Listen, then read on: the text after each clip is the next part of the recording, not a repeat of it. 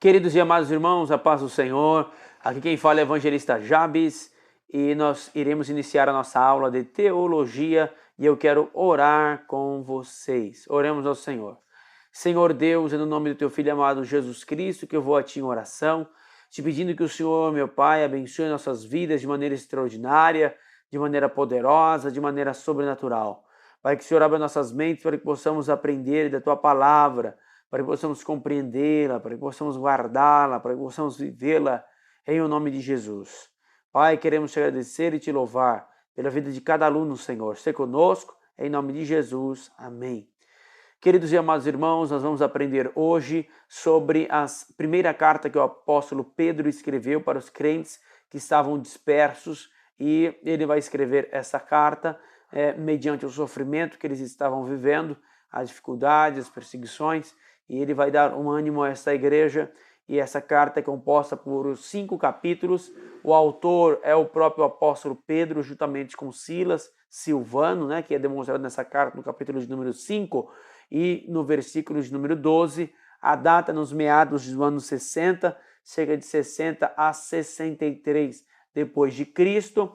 Os destinatários, Pedro estava em Roma, e Pedro, estando em Roma, ele chama lá no capítulo 5, no versículo 13, de Babilônia, amém?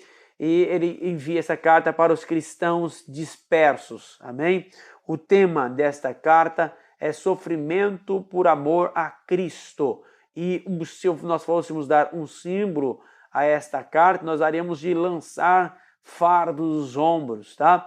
Os principais personagens dessa carta é o próprio apóstolo Pedro e Silas, que é o Silvano, e também a igreja que recebe esta carta. Amém? O conteúdo desta carta é uma carta de encorajamento aos cristãos em sofrimento, instituindo dando instrução, para que eles possam responder de maneira cristã aos seus perseguidores, estimulando-os a viver uma vida digna de seu chamado. Amém?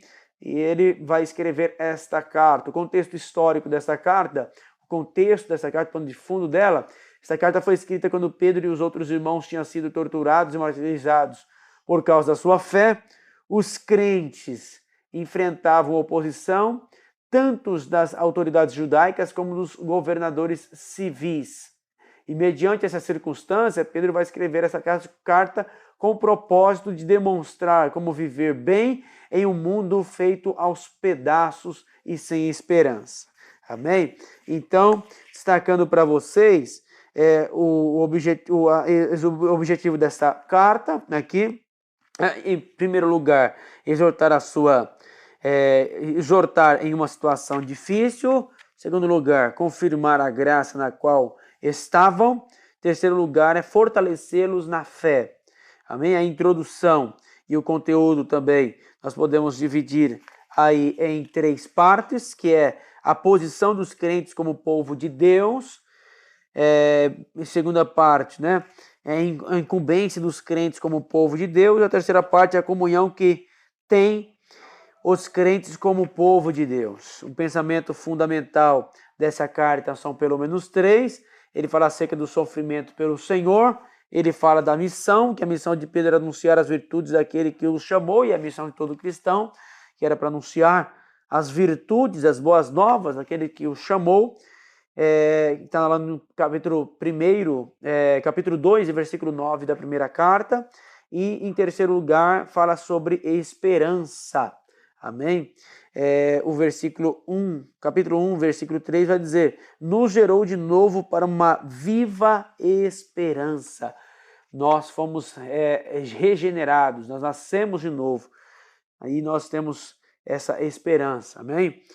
De um dia encontrar com o Senhor Jesus. O plano da carta, primeiro a introdução, que está no capítulo 1, versículo 1 e 2. Em segundo lugar, gratidão pela salvação recebida e também futura, que vai do o capítulo 1, versículo do 3 ao 12. A exortação a uma vida de acordo com essa salvação, que vai do capítulo 1, versículo 13 até o capítulo 5, versículo 14. E o término da carta que está no capítulo 5, no versículo 10 ao 14. Amém, meus irmãos? Nós vamos dar um esboço para esta carta. Em primeiro lugar, capítulo 1, Pedro ele inicia a sua carta com um panorama de alguns fatos gloriosos acerca da salvação. Em segundo lugar, no capítulo 2, Pedro fala de renúncia, relacionamentos, respeito e o papel modelo.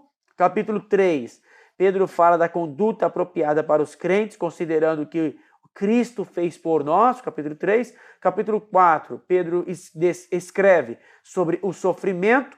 E o capítulo de número 5, Pedro dá conselhos aos anciões, presbíteros e outros membros da igreja e envia as saudações finais. Amém? Então, mediante ao sofrimento da igreja primitiva que eles enfrentavam, além das dificuldades externas, que era o sofrimento, que eram as perseguições, também tinha as dificuldades internas, que eram os falsos ensinadores, os falsos mestres, os falsos profetas.